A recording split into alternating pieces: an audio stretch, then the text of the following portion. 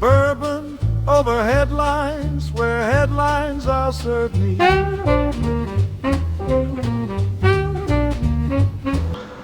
Welcome everyone, once again to Bourbon over Headlines, where your headlines are served neat. As I mentioned a couple days ago in my short, we are heading down south. We were in Alaska last week. This week we're going down south to the spiritual home of this channel. We're headed to Kentucky, the home of bourbon, the American spirit. So, in the spirit of that, I'm having some bourbon. It's not neat. I'm mixing it with another southern staple, some sweet tea. Really good combination. Maybe we should try it sometime. So today we're going to Paducah, Kentucky, which is on the far western side, right there when the Ohio and the Mississippi sort of meet, on that end of the thing, next to Illinois, that end of Kentucky. So if you look at a map, Kentucky's northern border, the Ohio River's the northern border. The southern border is almost a straight line with Tennessee. Okay, Tennessee, Kentucky, the bases of the South. Okay, you got Virginia, West Virginia on the east. You got the Appalachians running to the east. That's coal country. And all of Kentucky, the home of bluegrass, bluegrass, racehorses, and bourbon. So, you know, I was looking at this stuff, and I always find what's interesting all through the headlines that we're going to be going through today. Everybody needs to know that. Just what was done and how things were reported in the 1920s. We're going to 1922. We're going to March. We're in March and April this week. I just picked March and April, nothing specific. But we're going to do some high school sports, and that is basketball. And what I find amazing, and it's still used today, but it was very prevalent back in the 1920s and 30s, even earlier 1910s. Usually the length of this channel, which is what I want to do, basketball players were called cagers. Okay? They were called cagers.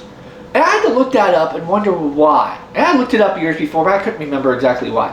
So, James Naismith, the founder of basketball as we know it today, Naismith Hall of Fame, when he created basketball, one of the rules that was there is when the ball went out of bounds, whichever team touched it first gained possession.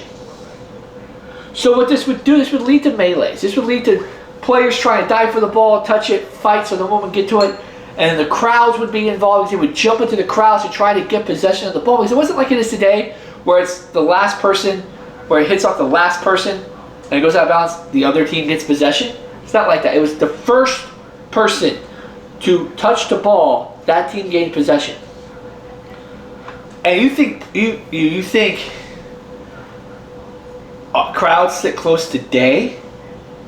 I mean, back then they were right on the lines. They weren't back a little bit where there was benches. They were right on the lines. So that ball, as soon as it went out of bounds, you had players diving. And of course, back then there was probably some alcohol flowing, even though it shouldn't have been. There was probably some moonshine flowing, especially in Kentucky, at some basketball games, especially in the 1910s. So what they started doing is they started putting up cages around the court, around the lines, so that the players couldn't go out into the crowd, and the crowd couldn't come in and interfere with the game. That's why they were called cagers. And these cages lasted from approximately the late 1890s to the latest account I could find was like 1935. 1935. Okay?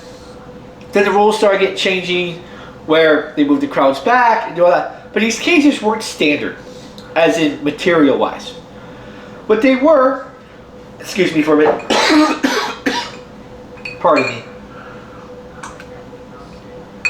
They weren't standard material-wise. Some were made of rope, some were made of mesh, some were made of chicken wire.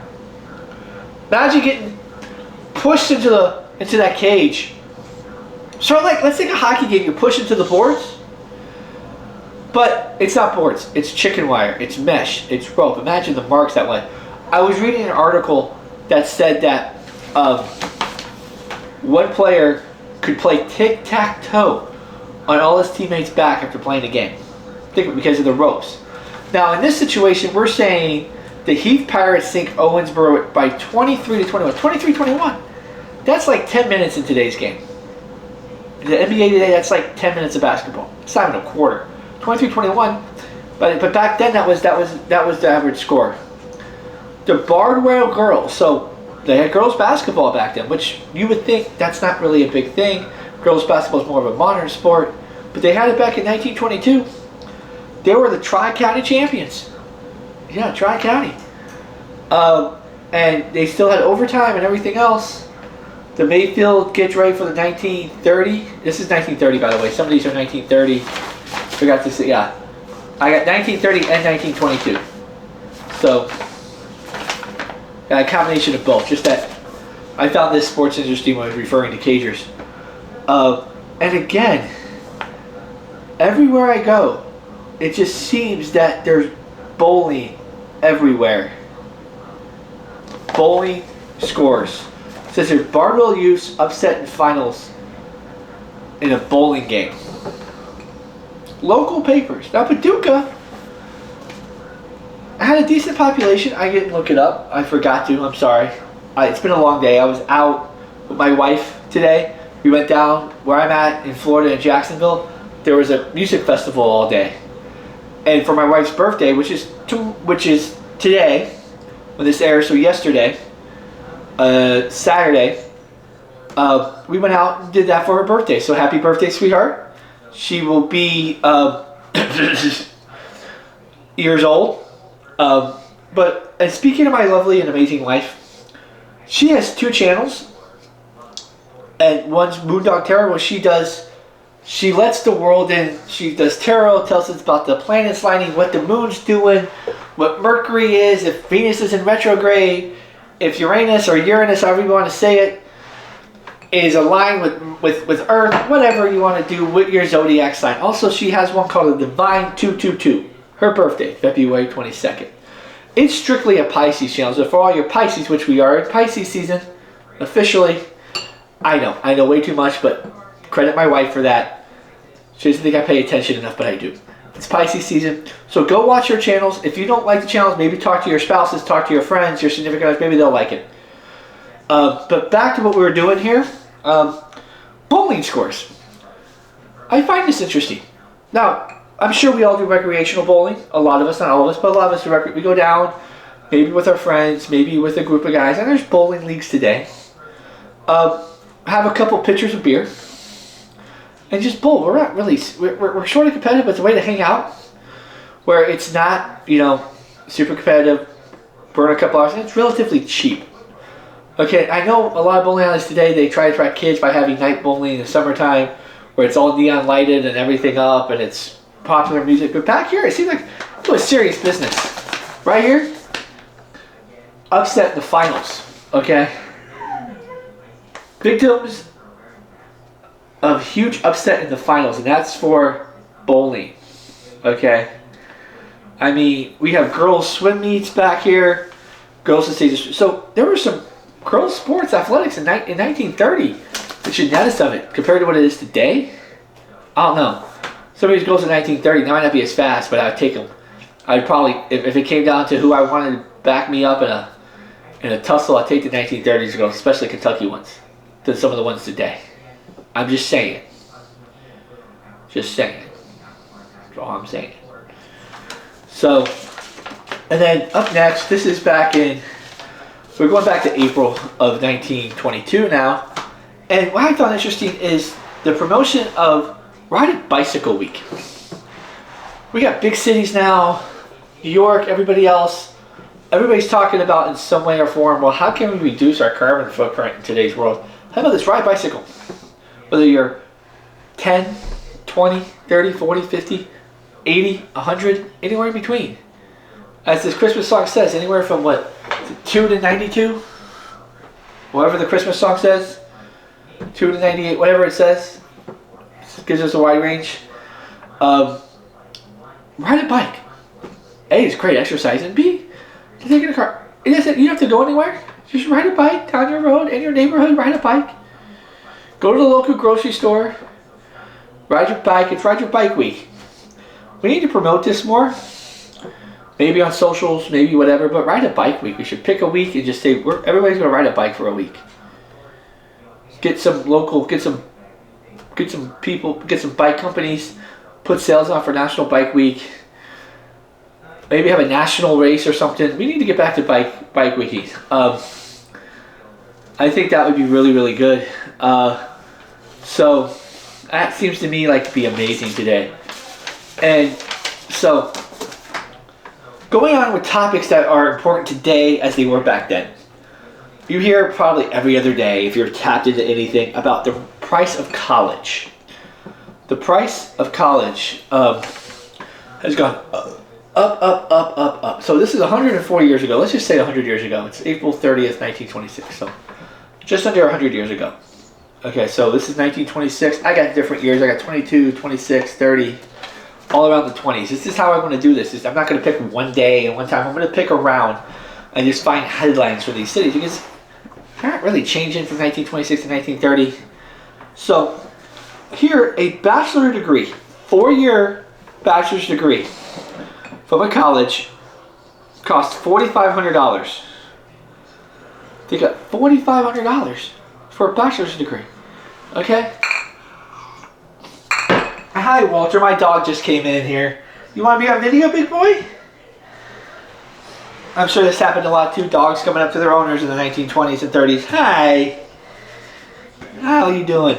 A master's degree costs $6,000. And a doctorate, this is the one that shocked me the most. Before I say it, I'll give you some time. You tell me in your own head how much a doctorate degree cost in 1926. Just tell me. Just guess it.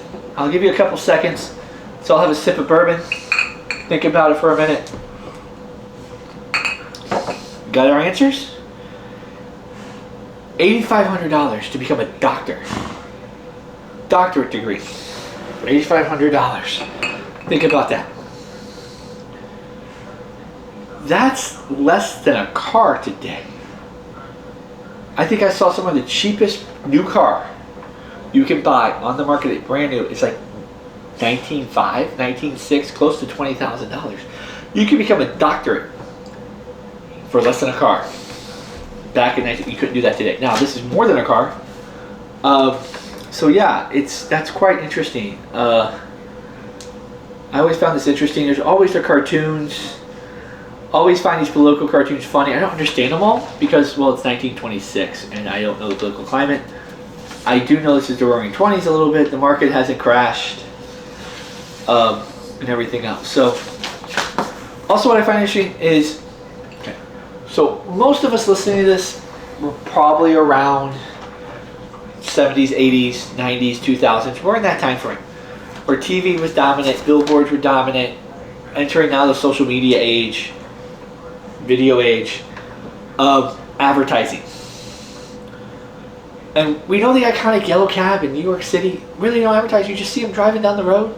Yellow cab, you put your hand out. Hey, cabbie.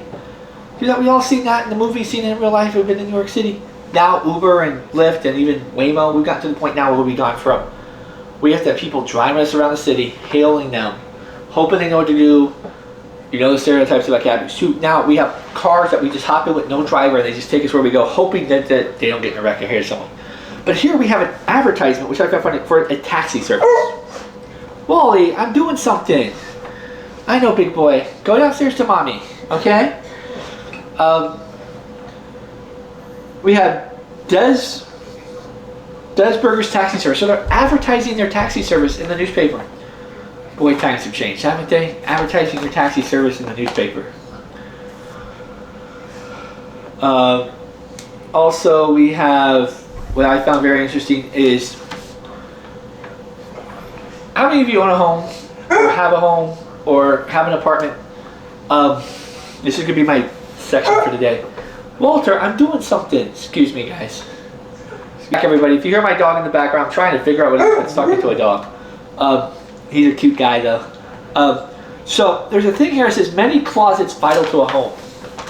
So even back then, it was, what can you do for a home? What's a home? How many closets do you need? Really, do you need in a home? many closets are vital to the home. My home, we have a closet in each bedroom. We have a 2-bedroom house, so I don't know if they're considering pantries or whatever, or closets. Which brings me back to another thing is, we have the home builders page. You don't see this much anymore in a newspaper. The cost of construction on a new home is just a new home, concrete home, okay? It's called the bungalow, okay? Here, I highlighted it, I don't know if you can see it, it has all the specs. It even tells you who's putting the electricity in, who's doing the plumbing. Before you buy it, you go here, you add them up, you go, hey, yeah, whoever, name a company, insert company here, whatever. The specifications are here, gives you the floor plan. I mean, it comes with a porch and everything, tells you who's laying the electricity, who's doing the foundation, tells you all the subcontractors. Cost of this home? Okay, we're gonna have a guessing game here. Figure out how much this home is. This isn't brick, this is just a interlocking bungalow home. So it's wood frame. Wood frame, interlocking bungalow. How much do you think it cost in 1922? Sip of bourbon, so I'll figure it out. Alright.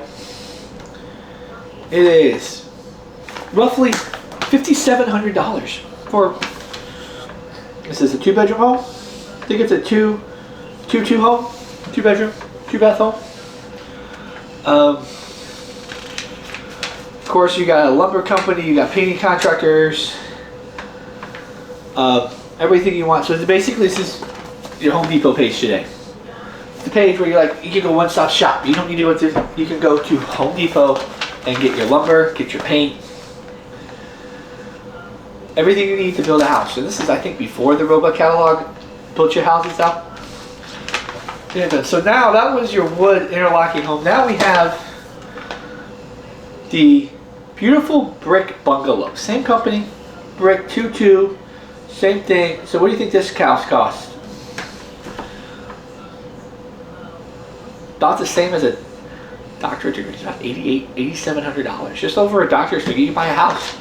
Be a doctor, you can get an education, buy a house for $16,000, $17,000. Most would love to buy a house and become a doctor for $17,000. Have a PhD in psychology and have a house for $17,000. Anyone? Anyone? I know I would. Ain't happening today. Getting more lumber companies. Man, a lot of lumber companies. Something about contracts for home builders, how they get contracts. I mean, this is amazing. So, subject here. I know we have a lot of people. It's school's back in session. So even back here in 1922, they're talking about truancy. School truancy. It says here it's been cut sharply. I don't know what they did to cut it sharply, but I guess they put a concerted effort to get kids to go to school. We're having the same trouble today. This is what amazes me. This stuff is going on today. Kids not going to school. Let's not get into them actually paying attention to school, but this. And this is the one that shocked me the most, okay?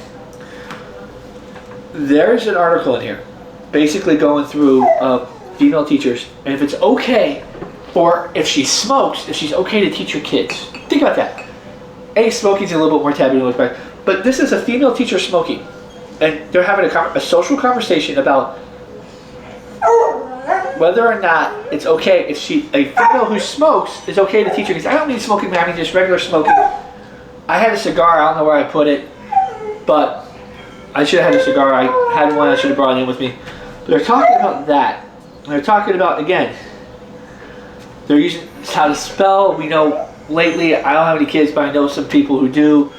We did Common Core to teach math and other stuff. There's always been controversies on how to spell, new systems. But, and students smoking. We have that issue now, students smoking. But this is the 1920s. People smoked a lot more. It might have been healthier cigarettes back then. Who knows? Walter, go to mommy. Okay? But that, let's just do some, we're in bourbon country, as I said. Okay? So Paducah, as I said, it's right there by, on the western edge, Ohio, Mississippi rivers. There are some distilleries. Now, it's not historic distilleries. This isn't like another town in Kentucky that's called the bourbon capital of the world. We'll get to that one eventually. But we're doing Paducah. There are several I found just off the top of Silent Brigade's Distillery, O.H. Ingrove. Now, here's what I found very interesting.